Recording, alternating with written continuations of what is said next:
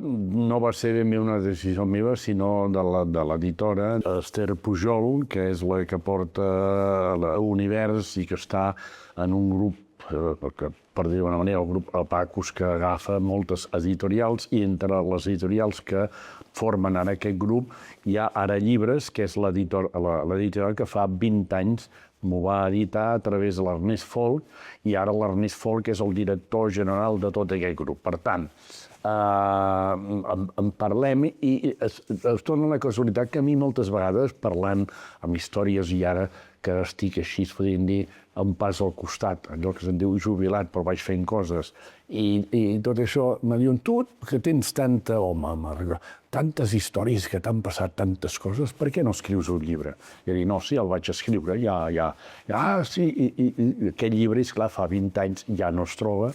Curiosament, fa un mes, un amic meu em va enviar un WhatsApp a la que es veia que el llibre es venia de segona mà a 60 euros. Vaig quedar escandalitzat i vaig dir, escolta, si em voleu jo en tinc i us el venc a meitat de preu.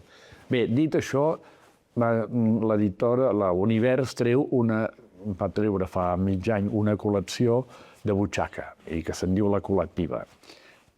I llavors en aquest llibre hi ha llibres d'en Xavier Bosch, hi ha de la Sílvia Soler, hi ha d'en Marc Giró, Albert Om, i diu, podríem fer-lo amb aquesta edició. Dic, fantàstic, però dic, l'hauríem de repassar, perquè hi ha alguna cosa, fallo algun i també per si hi ha alguna falta, alguna cosa d'aquestes, i també m'agradaria incloure un apartat que fos 20 anys després. Què ha passat en aquests 20 anys? I el que devo fer, en 30 pàgines, fer una mirada ràpida a el que ha passat des que va sortir el llibre fins ara, i per això surt 20 anys després. La primera edició sortia jo fumant, un perfil, aquí doncs hem posat ja no fumo, i no estic contra els fumadors, però ja no fumo, i posar una cosa més actual i alegre, tot i que el llibre, aquesta part de 25 anys, ha sortit una mica crepuscular, però també a la meva vida també ja comença a ser crepuscular. A veure, he tingut un infart. He sigut avi de 2 nenes maquíssimes, que mai no m'hagués imaginat que això de ser avi fos, sempre t'ho diuen, però mai fins que no hi arribes. I d'aquí me surt la frase aquesta que ser avi són les postres de la vida. I llavors sempre dic, val la pena haver tingut fills per poder ser avi. Perquè els fills de vegades han portat els nets, els nets no porten problemes. Llavors la qüestió de jubilació, de fer un pas al costat i poder fer el que vulguis i organitzar-te de la manera que vulguis, no tenir l'obligació i la pressió de que demà, el demà, quan ets jubilat, ha deixat d'existir. I si hi ha coses és perquè tu els hi has posat. I si a vegades tens merders que s'acumulen és perquè tu t'has equivocat, però no passa res. Per tant, són sensacions que les explico aquí. I després també hi ha una altra cosa que ens passa en la vida. Quan tens entre 20 i 30 anys vas a casaments. Tots els amics te se casen i vas a casar. Quan tens entre 30 i 40 anys vas a batejos. Tots els amics tenen criatures i vas a allò. I quan tens entre 50 i 60 anys i una mica més, vas a enterros. Es moren els pares, es moren d'allò, i llavors es moren amics, i aquí també hi surten tots aquests esdeveniments. Hi ha un apartat dedicat a persones que d'una manera o altra han influït molt a la meva vida. Començo per la meva mare i acabo amb la meva germana. Vull dir, he entrevistat tota una sèrie de gent que, com he dit, han influït i han sigut importants a la meva vida. N'hi ha d'altres, però si els hi posés semblaria, seria una cronològica, però bé. Després parlo també de les meves relacions amb escriptors, de coses que he fet, la qüestió del col·lectiu de crítics de cinema i el fet de portar el cinema a Trifó, que a la meva vida ja el cinema és molt important amb tot el que he fet a la vida, a part d'haver fet de llibreter i tot això. I són 25 pàgines que he volgut condensar i no allargar-me ni fer-me pesat i tot això. La història maca és la que reproduïm, la que fa 20 anys es va escriure. És curiós perquè un dels problemes que tenia, que dir, que a vegades me diuen assessor cultural, d'allò no sé què cultural, i al final és... Jo soc... A mi se me coneix sobretot per a llibreter. Una persona que és metge, tota la vida és metge. Una persona que és professor, tota la vida és professor. I una persona que és mecànic, tota la vida és mecànic. Doncs jo vaig dir, escolta, vaig ser llibreter emèrit. Per tant, jo soc llibreter emèrit. El que passa és una cosa que em fa gràcia, perquè quan dius llibreter emèrit, tothom diu, com aquell desgraciat del rei. Un moment. Tots els professors d'universitat, quan es jubilen, són professors emèrits. Hi va haver-hi una vegada un papa, només va passar una vegada, però hi va haver-hi un papa emèrit. Home, perquè al dir la paraula emèrit tothom fa referència a una persona que és aquest, innombrable. Per tant, jo vaig pel món d'emèrit, per dir una manera. Però vaig fent coses, presento, t'organitzo, estic en clubs de lectura, faig programes de ràdio. Vaig fent una de les coses que... Hi ha gent que, per exemple, quan fa el del Facebook, el Instagram i tot això, posen, per exemple, Guillem Terribas, llibreter, tot això. Que poso, faig coses, perquè encara faig coses. I per tant, però m'ho passo molt i molt bé perquè ara faig les coses que m'agraden i de fet he tingut una gran sort, que això es queda molt bé en el llibre, de que he conegut a molta gent que pel que sigui, ara tampoc em posaré medalles, però que he ajudat. I ara m'aprofito una mica de dir, escolta, a Calella de Palafrugell fem unes trobades, no vindries pas, i clar, porto a Calella de Palafrugell, per dir una manera, autors de primera línia, que els conec des de Xavier Bosch, la Sílvia, Martí Gironell, la Care Santos, en Rafael Nadal, vull dir, gent de... I clar, perquè hi he tingut... He de dir que me n'aprofito per poder-ho compartir amb altra gent, aquesta relació, i em passo molt bé. N'hi ha una que roba el cor a tothom i que s'ha fet famosa i que ha sortit publicada en altres llocs. És una història que jo l'explicava com una història fantàstica. Allò que no... Alguna vegada en un programa de ràdio, recordo amb Martí Gironell en un programa de ràdio, deia, explica una fantasia o una història imaginària. I explicava aquesta que era real.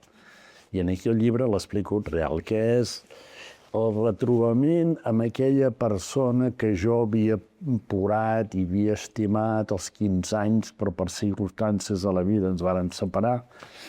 I explico el retrobament, que vaig pel carrer un dia al vespre per Jaume I i veig el cotxe vermell i a dintre del cotxe vermell hi ha aquesta noia que ara ja té 23 anys i jo ja he tornat de la mil i he tingut una mica sol i perdut.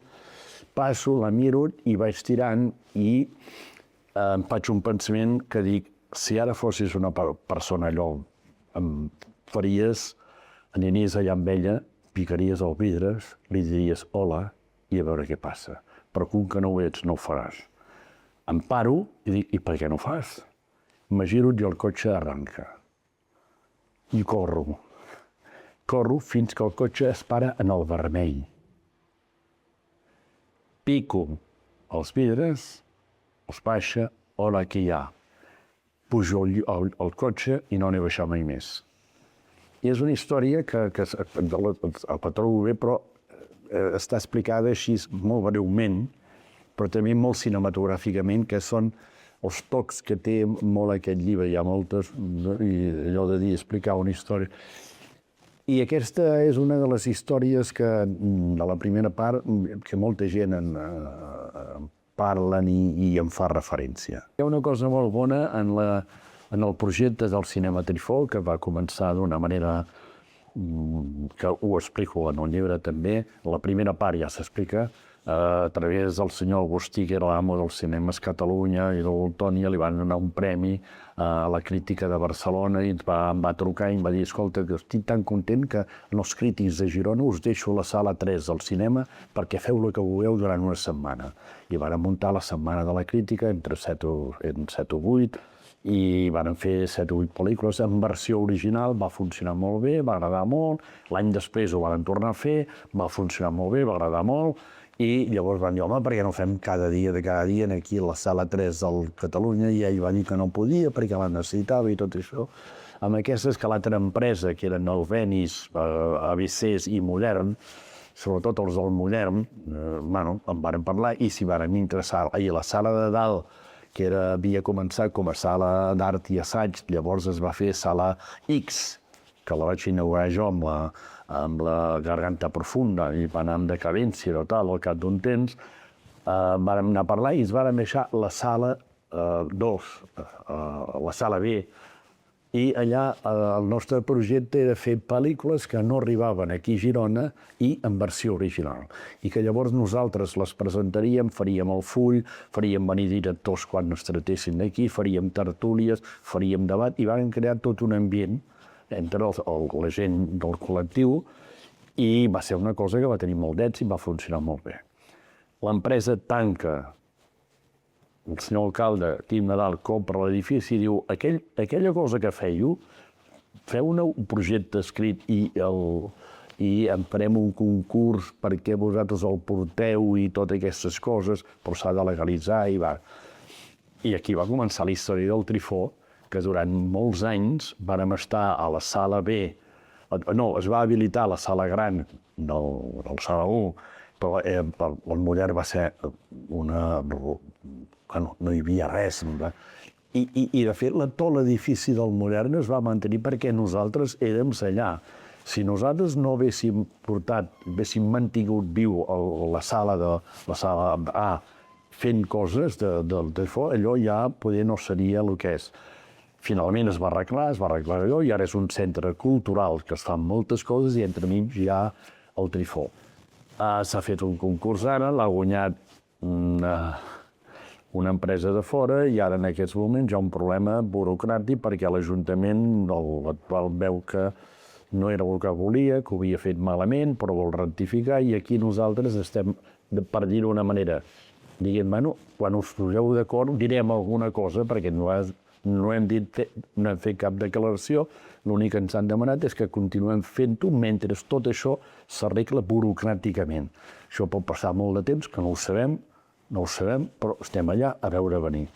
El que sí que jo voldria dir és que fa temps jo feia allò dient, amb les presentacions, amb alguna entrevista, deia: aquesta sala, tot aquest edifici, era l'Ateneu dels treballadors de la fàbrica Grover. Era un lloc popular, era un lloc dels treballadors, era un lloc que s'hi feia ball, cinema, teatre, s'hi feia moltes coses. Per tant, era dels treballadors de la Grover. Ara ho té l'Ajuntament, i l'Ajuntament és del poble, el cinema Trifó és del poble, per tant, és vostre.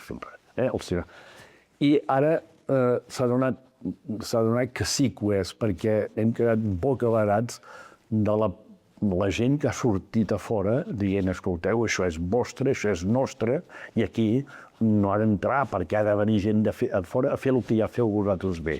I això, des d'aquí, gràcies, perquè hi ha hagut 7.000 signatures de per tot gent que s'hi ha de...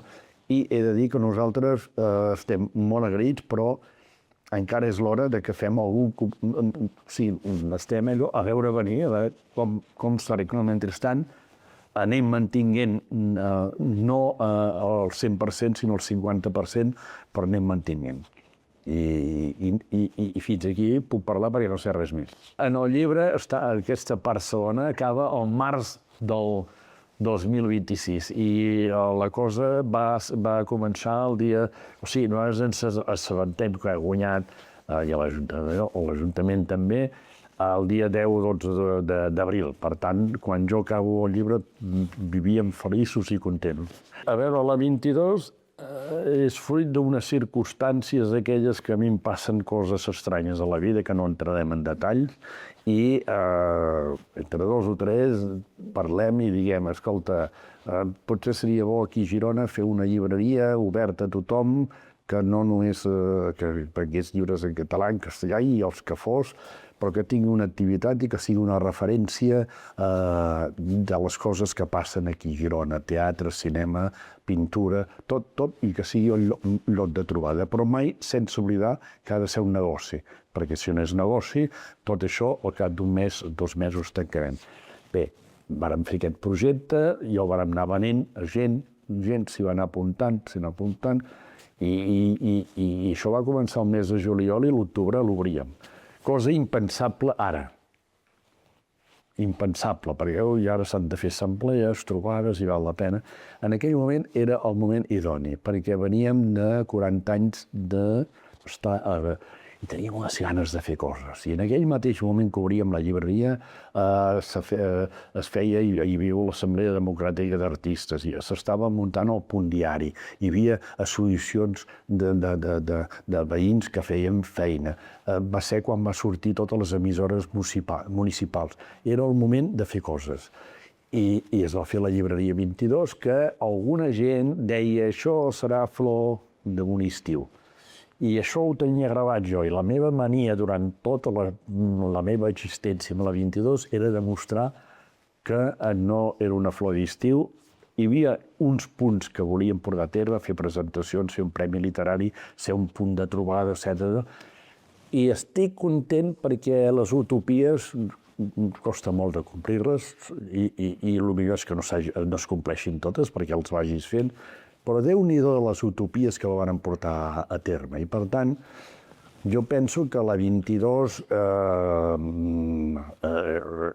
representa una cosa, ja forma part de la història de Girona, però necessitava, i això fa anys que jo ho veig, un canvi d'estructura, podríem dir, econòmica.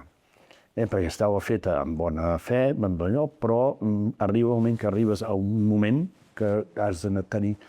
I aquest era un dels fallos, hi havia molta bona voluntat, jo podia fer virgueries, però jo patia sempre per pagar al final de mes i tot això, i per tant necessitava una estructura que aguantés aquesta idea i tot això.